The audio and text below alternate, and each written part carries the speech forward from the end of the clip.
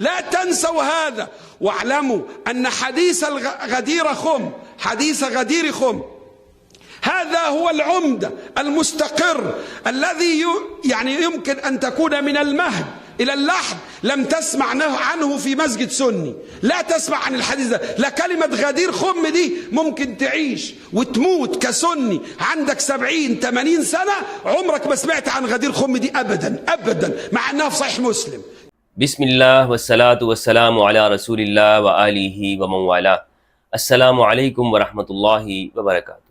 مجھے اچھی طرح سے یاد ہے کہ زمانہ طالب علمی میں ہمیں کتاب پڑھائی گئی جس کا نام تھا نفحۃ العرب۔ اس کتاب کو مولانا محمد اعزاز علی صاحب نے لکھا ہے، جو کہ دارالعلوم دیوبند کے محتمم تھے، اور یہ کتاب مدارس میں اس لیے پڑھائی جاتی ہے تاکہ طلبہ کو عربی زبان کے ساتھ اور عربی ادب سے واقفیت ہو جائے، وہ جان سکے کہ ادبی لطائف کے ذریعے سے کہ محاورات کیا ہوتے ہیں، بول چال کیا ہوتی ہے، گفتگو عربی زبان کے اندر کس طرح سے کی جاتی ہے۔ اس کتاب میں ایک لطیفہ ہے، یہ تو بطور لطیفہ کے ذکر کیا گیا، اور جب یہ ہم نے کلاس میں سنا تھا تو ہم اس پہ بہت ہنسے تھے، اور شاید آپ کو بھی ہنسی آئے، لیکن آج میں جب دیکھتا ہوں تو مجھے معلوم ہوتا ہے کہ اس طرح کے واقعات اور اس طرح کی پریچنگ وہ طلباء کے معصوم ذہنوں پر کیا اثر ڈالتی ہے۔ مثلا واقعہ یہ ہے کہ ایک شخص کہتا ہے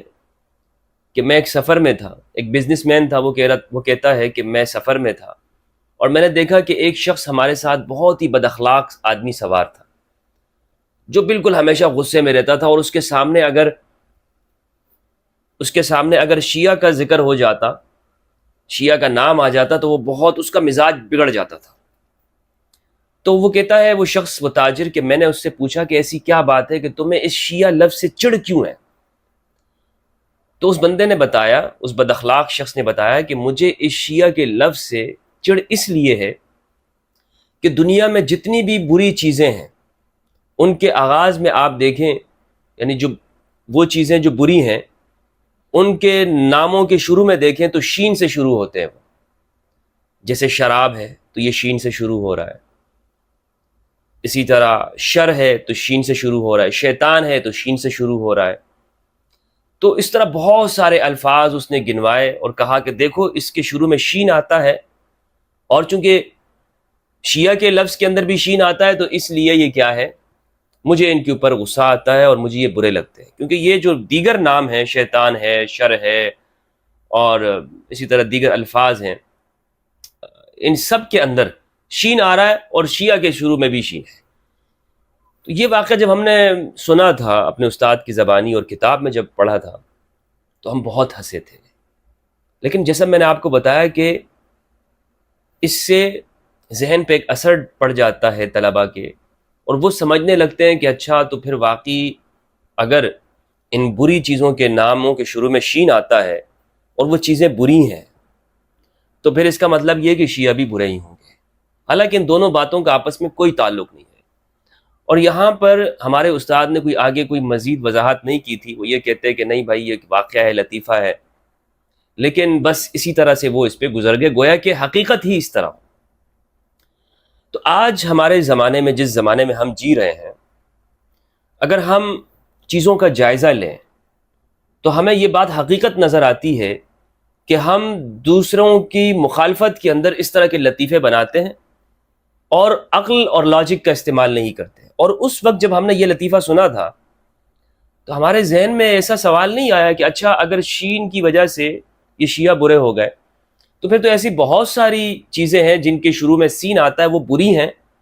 اور سنیت میں سین سے آغاز ہوتا ہے، تو پھر اس کا مطلب ہے سنی بھی برے ہو جانے چاہیے۔ مثلا سور ہے، اس کے شروع میں سین آتا ہے، تو اور میں کہوں کہ جناب ادھر سور کے شروع میں سین ہے، سم ہے، زہر،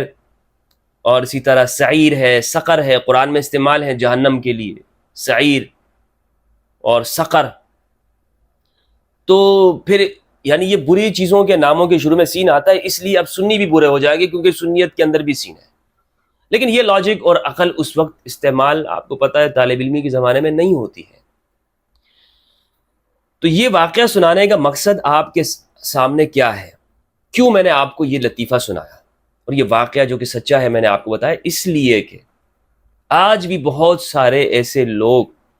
جو شیعہ نفرت کا شکار ہیں یا کسی فرقے کی نفرت کا شکار ہوتے ہیں، وہ اس طرح کے واقعات بناتے ہیں اور اس کو پیش کرتے ہیں۔ بہت سارے جو واعظین ہیں، خطباء ہیں، ان کی مثالیں آپ کے سامنے ہیں، اور میں کسی کا نام لینا یہاں پر پسند نہیں کروں گا۔ یہ کیوں کرتے ہیں اس طرح سے؟ اس لیے کہ جناب شیعوں کی بہت سارا قصور ہو سکتا ہے، آپ کہہ سکتے ہیں کہ ان کا یہ قصور ہے، یہ قصور ہے، لیکن ایک بات جو مجھے سمجھ میں آئی ہے ابھی تک وہ یہ ہے کہ ہم مثلاً شیعہ سے اتنی نفرت پھیلاتے ہیں ہمارے اہل سنت کے اندر، اور بنیادی وجہ اس کی کچھ اور ہوتی ہے۔ بنیادی وجہ یہ ہے کہ ایک زمانے کے اندر اہل بیت علیہ السلام کی تعلیمات سے لوگوں کو دور رکھا گیا، اور چونکہ ان کے ماننے والے اس زمانے میں شیعان علی کہلاتے تھے، تو پھر اتنا فاصلہ پیدا کیا گیا اور یہ لفظ شیعہ کا اتنا برا بنا دیا گیا تاکہ لوگ وہ اصل تعلیمات تک نہ جا سکیں۔ آج ہم جس شخصیت کے بارے میں گفتگو کرنا چاہیں گے وہ ہے مصر کے ایک عالم، سنی عالم، سلفی، اخوانی،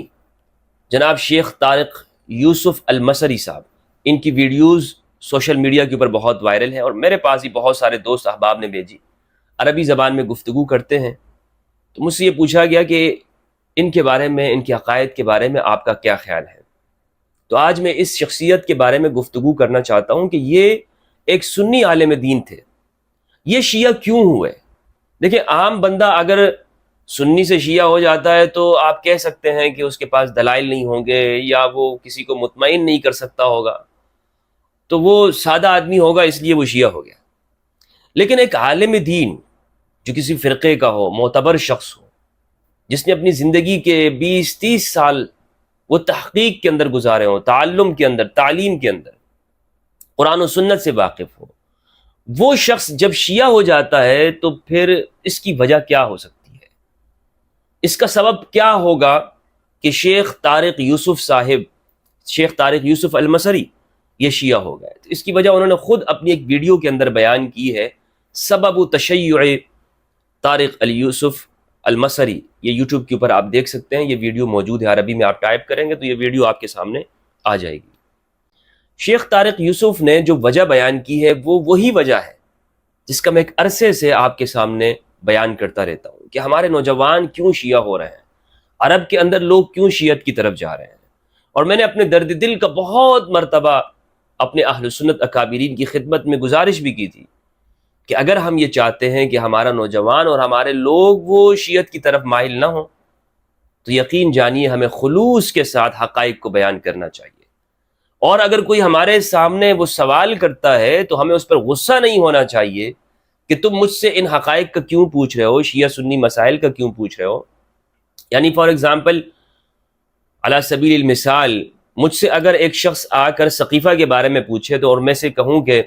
تو گستاخ صحابہ ہے، یہ رویہ درست نہیں ہوگا۔ کوئی شخص اگر مجھ سے جیش اسامہ کے بارے میں پوچھے کہ نبی صلی اللہ علیہ وآلہ وسلم نے اپنے وصال کے آخری ایام کے اندر ایک لشکر تیار کیا اور اس کے اندر حضرت ابوبکر و عمر رضی اللہ عنہما بھی تھے، لیکن پھر کیا وجہ ہوئی کہ صحابہ اس میں دیر کر رہے تھے اور اس میں دیری ہوئی، تو مجھے اس پہ غصہ نہیں ہونا چاہیے۔ اسی طرح اور بھی بہت ساری مثالیں ہیں، ہمیں ان سوالوں کا جواب اپنے نوجوانوں کے سامنے پیش کرنا چاہیے۔ تو شیخ طارق یوسف المصری صاحب، انہوں نے جو اپنی شیعہ ہونے کی وجہ بیان کی ہے بڑی دلچسپ ہے، اور وہ یہی بات ہے کہ جو میں آپ کے سامنے رکھتا ہوں، حدیث الثقلین۔ شیخ یوسف المصری کہتے ہیں، طارق یوسف المصری، کہ میں نے اپنی پوری زندگی کے اندر، پوری زندگی میں کبھی بھی یہ حدیث اپنے اساتذہ سے نہیں سنی، اور انہوں نے لوگوں کے سامنے کھڑے ہو کر مثال بیان کی کہ اگر تمہاری زندگی کے 100 سال ہیں نا تو 98 سال کے اندر تم نے کبھی بھی اپنی سنی مسجد سے یہ حدیث غدیر خم نہیں سنی ہوگی۔ یہ بات انہوں نے کی کہ جب میں نے ان چیزوں کو پڑھا تو مجھے حدیث الثقلین معلوم ہوئی، اور یہ سارے اختلافی مسائل ایک ایک کر کے مجھے سمجھ آنے لگے۔ ایک مثال انہوں نے اس مقام پر دی ہے، انہوں نے کہا کہ مثال کے طور پر کہ حضرت عمر رضی اللہ تعالی عنہ وہ حج تمتع اس کے قائل نہیں تھے بلکہ منع کرتے تھے، جبکہ یہ تمتع کا جو حج ہے یہ قرآن میں صراحتاً موجود ہے، صراحتاً واضح آیت ہے قرآن مجید کے اندر، اور حضرت ابو بکر کے زمانے میں ہوتا تھا، صحابہ کرام نے نبی صلی اللہ علیہ وآلہ وسلم کے زمانے میں کیا، اور عمران ابن حسین رضی اللہ تعالیٰ عنہ کی روایت ہے صحیح بخاری کی روایت ہے، عمران ابن حسین فرماتے ہیں کہ ہم نے پیغمبر کے زمانے میں یہ کیا، لیکن بعد میں پھر اسے ایک شخص نے منع کر دیا اور اس نے اپنی رائے سے بات کہی ہے۔ ابن حجر اسقلانی رحمہ اللہ نے فتح الباری کے اندر اس حدیث کی شرح میں کہا ہے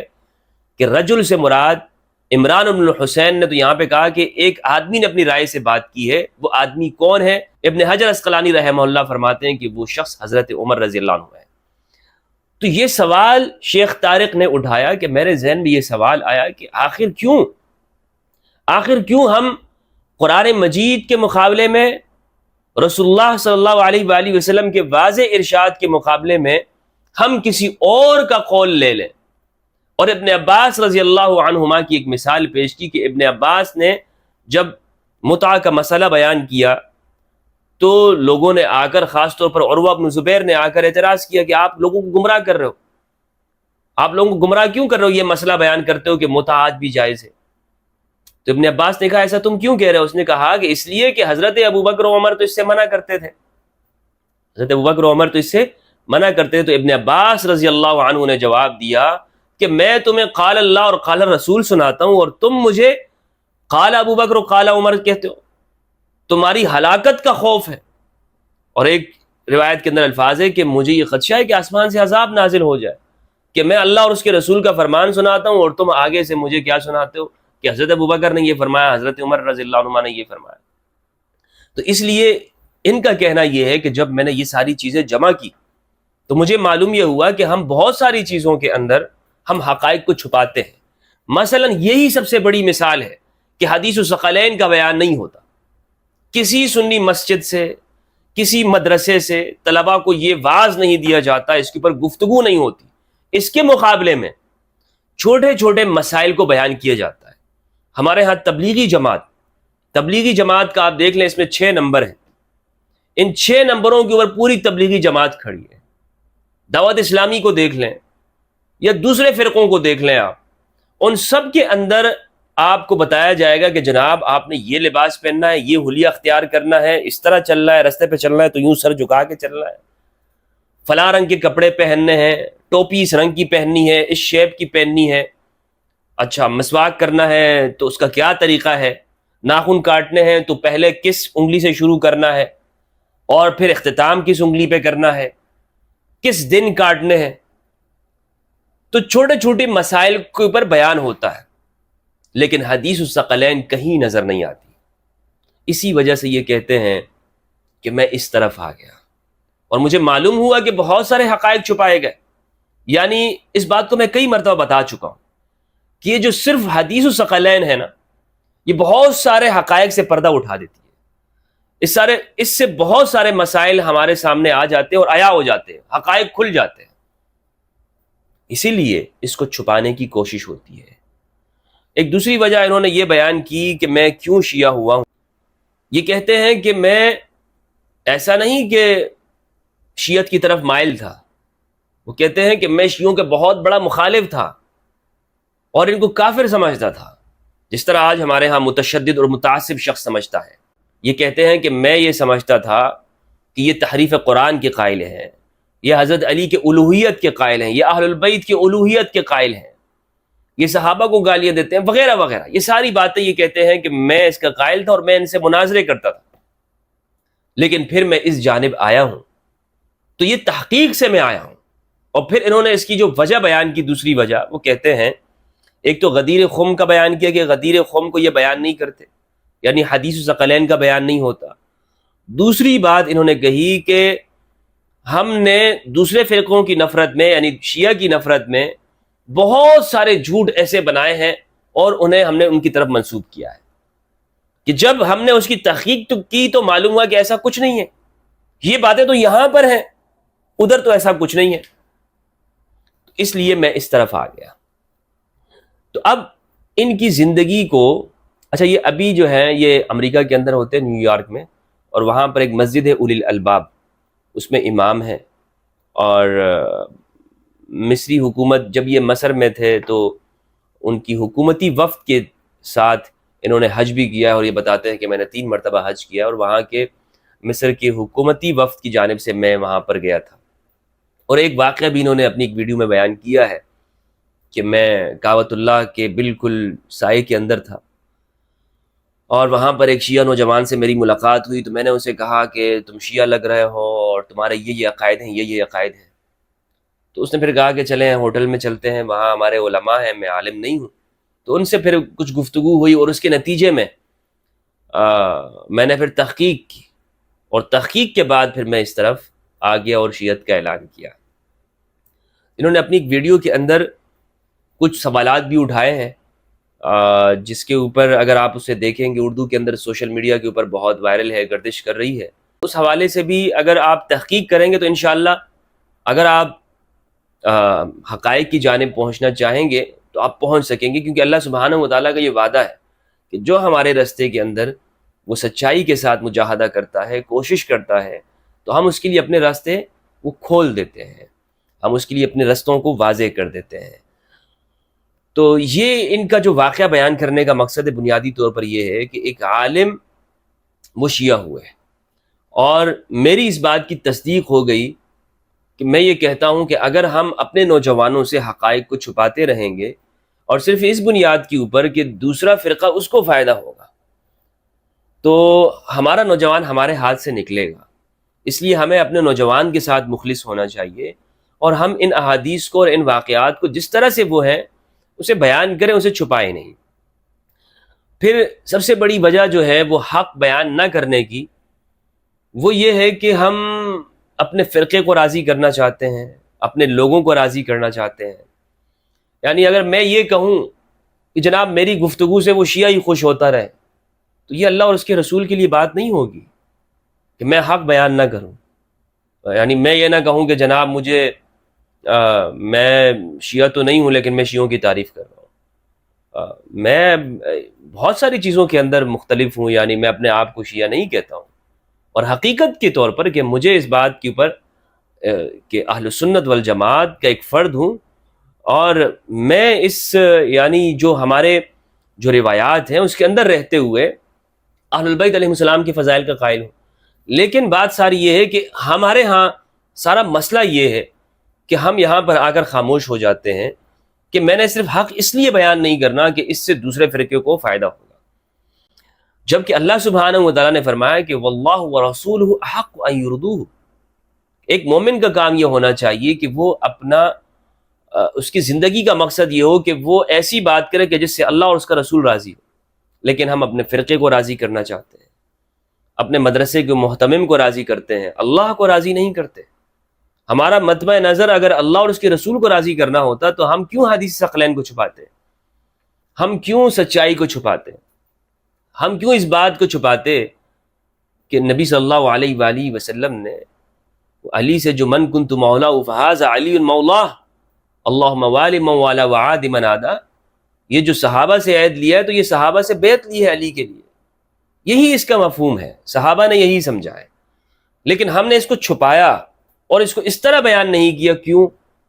کیونکہ اس سے دوسروں کو فائدہ ہوتا ہے۔ مگر اس حق کو چھپا کر میں یقیناً دل کی گہرائیوں سے آپ کے سامنے یہ بات رکھوں گا کہ جتنا چھپا کر ہمیں نقصان ہوتا ہے اور ہونے والا ہے اور ہو رہا ہے، اتنا اگر ہم اس کو بیان کر دیتے تو کوئی نقصان نہ ہوتا، کیونکہ سچائی کا اعتراف کرنا